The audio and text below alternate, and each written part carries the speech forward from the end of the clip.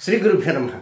కుంభరాశి జాతకులకి 2024 సెప్టెంబర్ 1వ తేదీ ఆదివారంతో ప్రారంభమై సెప్టెంబర్ 10వ తేదీ మంగళవారంతో అంతమయ్యేటువంటి తొలి 10 రోజులలో ఫలితాలు, సూచనలు, సలహాలు క్లుప్తంగా 3 పాయింట్లు తెలియజేయబోతున్నాను. దానికి ముందుగా ఒక ముఖ్య గమనిక కూడా తెలియజేస్తాను. అదేమిటంటే, ఈ మధ్యకాలంలో జ్యోతిష్ శాస్త్రంలో కొన్ని రకమైనటువంటి మార్పులు, చేర్పులన్నీ కూడా తెరలపైకి వస్తున్నాయి.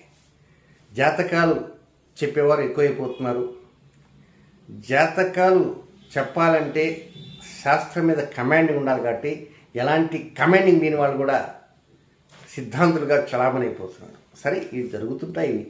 ఇది ప్రతి రంగంలో కూడా ఉంటుంటుంది. కానీ ఇప్పుడు కొత్త విషయం ఒకటి రాత్రి నా దృష్టికి వచ్చింది. అదేమిటంటే చెప్తాను. నాకు వయసు 65 సంవత్సరాలు, 65. నేనే చిన్నవాడిని కాదు. రాబోయే విశ్వాసనామ సంవత్సరం చైత్ర పౌర్ణమికి నాకు 66వ పుట్టినరోజు వస్తుంది. నేను నా 20వ సంవత్సరం నుంచే ఈ శాస్త్రంలో అడుగుపెట్టాను. నేను ఇప్పటికీ నాకు 45 సంవత్సరాల సుదీర్ఘ అనుభవం ఉంది ఒక పంచాంగకర్తగా. నేను నా కుమార్తె అయినటువంటి చిరంజీవి నందినికి మాత్రమే ఈ జ్యోతిష్ శాస్త్రం నేర్పా, పంచాంగ రచన నేర్పా. అంతకు తప్ప నాకు ఎవ్వరూ శిష్యులు లేనే లేరు. స్త్రీలు కానీ పురుషులు ఎవ్వరూ లేనే లేరు. నా కుమార్తె నేర్చుకున్న విద్య తన తల్లి అంటే నా శ్రీమతికి తను నేర్పుతున్నది. అంటే మా ఇంట్లో నేను పంచాంగకర్తని, నా కుమార్తె పంచాంగకర్త, నా శ్రీమతి పంచాంగకర్త. అంతకు తప్ప నేను ఎవరికీ విద్య నేర్పలేదు. ఎవరూ నా దగ్గర శిష్యరికం చేయలేదు.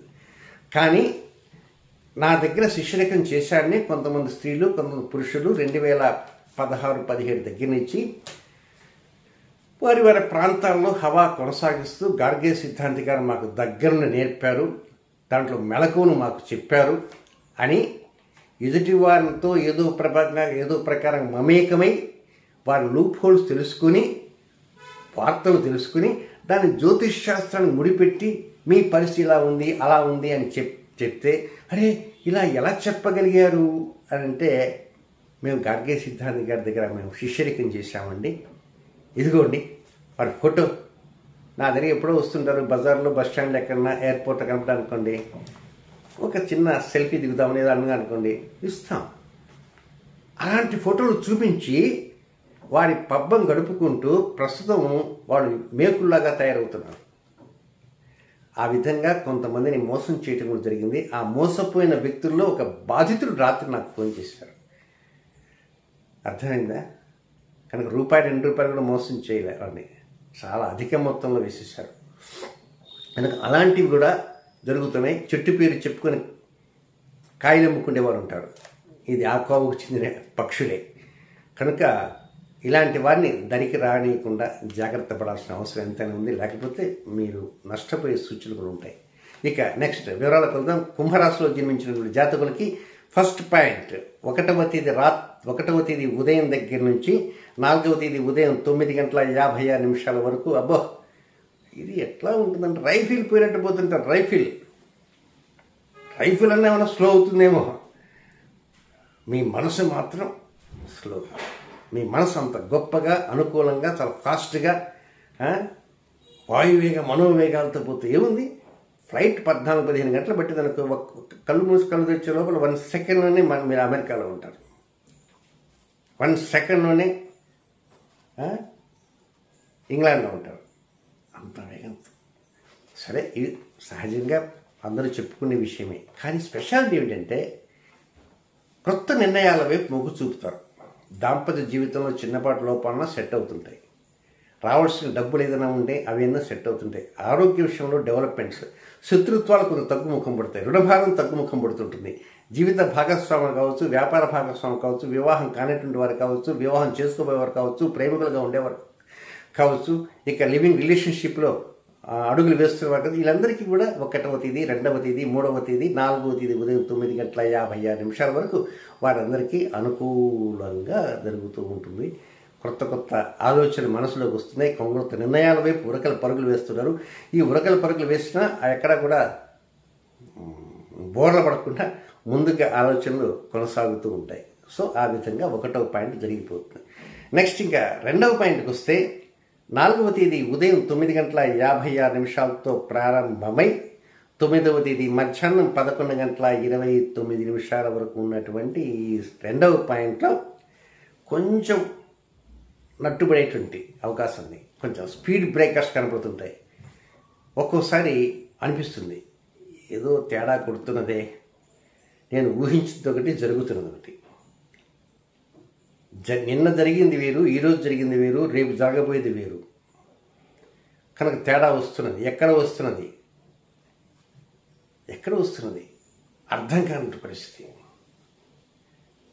ఫర్ ఎగ్జాంపుల్, నాన్నగారు నిన్న ఒక మాట చెప్పారు, మొన్న ఒక మాట చెప్పారు, ఈ గంటలో ఆయన ఫోన్ చేసి ఇలా చెప్పారు, ఈయన ఇలా ఎందుకు మాట్లాడారు, దీని కథ ఏమిటి, సమావేశం ఏంటి, చిన్నానేమన్నాడు, పెదనాన్నేమన్నాడు, అమ్మా లేకపోతే అత్తమ్మలేమన్నారు, ఇలాంటివన్నీ కూడా ఒక్కోసారి మనసుని కలుషితం చేసే విధంగా ఉంటాయి. దీనికి తోడు సడన్గా బ్రేక్స్ పట్టడం. ఈ రెండవ పాయింట్లోనే గణపతి నవరాత్రులు ప్రారంభమవుతాయి. 7వ తేదీ వినాయక చతుర్థి పండగ. చాలామంది వినాయక చవితి కాదు, వినాయక చతుర్థి ఇలా గణేష్ చతుర్థి. వ్రతకల్పం పుస్తకం మీద వినాయక వ్రతకల్పం ఉంది, అది వాళ్ళు తప్పులు రాస్తుంటారు, ప్రింట్ అయిపోతుంది. దాని గురించి పట్టించుకోవద్దు, అక్కడ ఉంది కదా, మనం అలా పలకాలి కాదు. ఏదో ఒక కొంతమంది పెద్దలు నాకు తెలియజేసిన ప్రకారంగా వినాయక చతుర్థి ఆ పర్వదినాన స్వామిని కోరుకుంటారు, పూజ చేసి కోరుకుంటారు. ఆ కోరికల్లో మొదటి కోరిక ఏమిటో నేను చెప్తా, ఈ వీడియో అయిపోయేటప్పుడు చెప్తాను, మీరు కూడా ఆలోచన చేయండి. ఆ వీడియోలో చివరిలో చెప్పే ఆ కోరికని మీ మొదటి కోరికగా పెట్టుకుని ఆ తర్వాత 2, 3, 4 ఆ విధంగా 100 కోరికలు కోరుకోవడానికి ప్రయత్నం చేయండి. ఇంతకు ఆ కోరిక ఏమిటో చెప్తా, సింతంగా చెప్తా. కనుక తండ్రి నుంచి ఏదో వెనక్కి వస్తున్నట్టుగా, మనకి తండ్రి నుంచి ఎలాంటి లబ్ధి వచ్చేటువంటి అవకాశాలు ఉండవు. కనుక కొంచెం ఏదో తేడా వస్తున్నది, మన అదృష్టాన్ని ఎక్కడ బిడిసి కొడుతున్నది, కనుక మన ఉద్యోగానికి ఏదైనా భంగం ఉంటుందా, మన ప్రయత్నాలు ఏది సాఫ్ట్గానే జరుగుతున్నాయని మీరు ఎక్కడ రిమార్క్స్ తెచ్చుకోలేదే, మరి ఎందుకుంది, వెయిట్ అన్నట్టుగా ఉండాలి. సరే ఏదైనా సరే అభిషేకం చేసి వద్దామో, లేకపోతే అమ్మవారి దర్శనం చేసుకుందామో, అదే ఎదుటి గణపతి నవరాత్రి ప్రారంభం కదా, అక్కడ పూజ చేద్దామని తలంపు వస్తుంది కనుక ఆ భగవంతుని మీద ఆ సమయంలో ఆయన తప్పకుండా స్వామివారి అనుగ్రహం కావాలి. మీ మనసు కూడా ఊరిల్లుతుంటుంది. ఆ కోరికలు కోరుకోండి, ఆ కోరిక నేను చెప్తాను.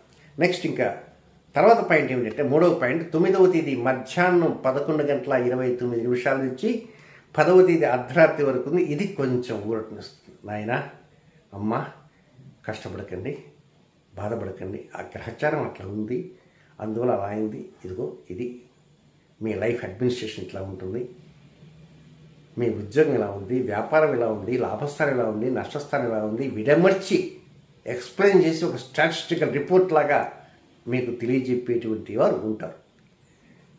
ఎవరు ఉండకపోయినా మనసే తెలుసుకుంటుంది, మీ మనసే తెలుసుకుంటుంది. అంటే 9వ తేదీ మధ్యాహ్నం 11:29 నుంచి అమ్మయ్య గాడ్ ముడతారు. అంటే ఆ రోజు ఏదో ప్రకారంగా సోమవారం మధ్యాహ్నం భోజనం మాత్రం కొంచెం తృప్తిగా భోజనం చేస్తారు. 9వ తేదీ మధ్యాహ్నం భోజనం లంచ్, ఆ లంచ్ మాత్రం కాకపోతే ఆ రోజు చక్కగా మృష్టాన్న భోజనంలాగా హ్యాపీగా భోజనం చేయడానికి ప్రయత్నం చేయండి. ఇకపోతే ఈ కుంభరాశిలో జన్మించిన జాతకులకి కొన్ని సమయాలు వ్యతిరేకంగా ఉన్నాయి కనుక ఆ సమయాలు ఏమిటో కూడా అవి తెలియజేస్తారు. కుంభరాశిలో జన్మించినటువంటి ధనిష్ఠ నక్షత్రం 3, 4 పాదాలలో జన్మించిన జాతకులకి వారికి సమయం ఎప్పుడెప్పుడు ఉన్నాయి సమయాలు అంటే వ్యతిరేక సమయాలు 2వ తేదీ సోమవారం రాత్రి 12:20 నుంచి 3వ తేదీ మంగళవారం అర్ధరాత్రి సే ఇట్ ఈస్ 4th అనుకోండి. అంటే 2వ తేదీ సోమవారం అర్ధరాత్రి 12:20 నుంచి 4వ తేదీ సూర్యోదయం వరకు ఈ ధనిష్ట 3, 4 పాదాల వరకు అనుకూలమైన సమయం కాదు. ఇక శతభిష నక్షత్ర జాతకులకి వారికి ఎప్పుడంటే 4వ తేదీ ఉదయం సూర్యోదయం నుంచి 5వ తేదీ గురువారం ఉదయం 6:14 వరకు శతభిష నక్షత్ర జాతకులకి అనుకూలమైన సమయం కాదు. రొటీన్ కార్యక్రమాలతో చక్కగా చేసుకోవచ్చు. ఆ తర్వాత పూర్వాభాద్ర నక్షత్రం 1, 2, 3 పాదాల్లో జన్మించిన జాతకులకి 5వ తేదీ గురువారం ఉదయం 6:14 నుంచి 6వ తేదీ శుక్రవారం ఉదయం 9:25 వరకు వారికి కూడా అనుకూలమైన సమయం కాదు. ఓకే. ఇంతకీ గణపతి నవరాత్రులు ప్రారంభం కాబోతున్నాయి కనుక ఆ రోజున అంటే 7వ తేదీ స్వామిని ఏమని ప్రార్థించాలి, తొలి కోరిక ఏమని ప్రార్థించాలి అది. కనుక ఈ పాటికి మీకు ఆలోచన వచ్చే రుణం ఉండకూడదునో, రుణం ఇల్లు శాంక్షన్ కావాలనో, ఏదో రకరకాల మీ అన్ని తర్వాత కోరికలు. మనం ఆరోగ్యంగా ఉండాలని కోరికలు ఉంటుంటాయి, కానీ ఒక్క కోరిక నేను చెప్తాను. ఆ కోరిక వింతగా ఉంటుందండి, మీకు వింతగా ఉంటుంది. అదేంటంటే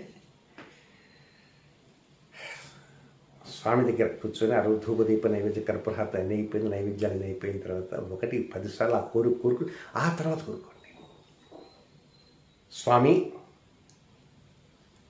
నాకు చక్కగా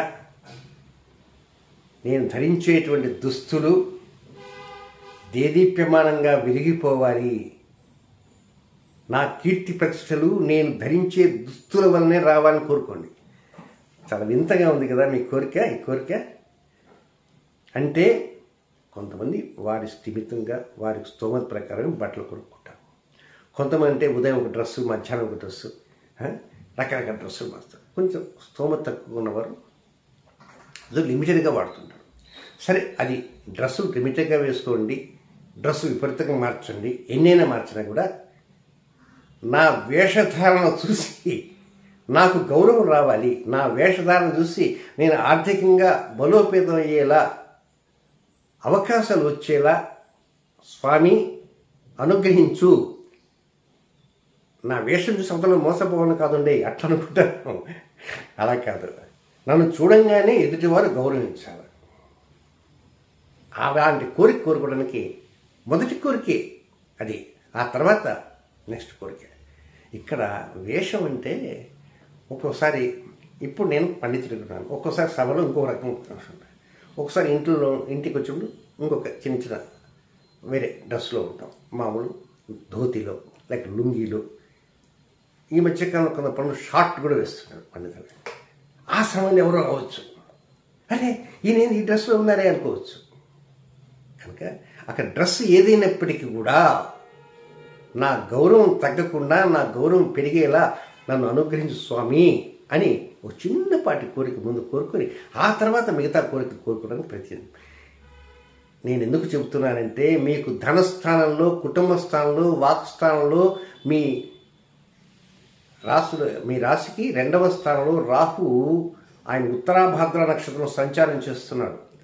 రాబోయేటువంటి 2025వ సంవత్సరం మార్చి 29వ తేదీ నుంచి మే 18వ తేదీ వరకు శని రాహులు ఇద్దరు ఒకరినొకరు కలుసుకుంటారు.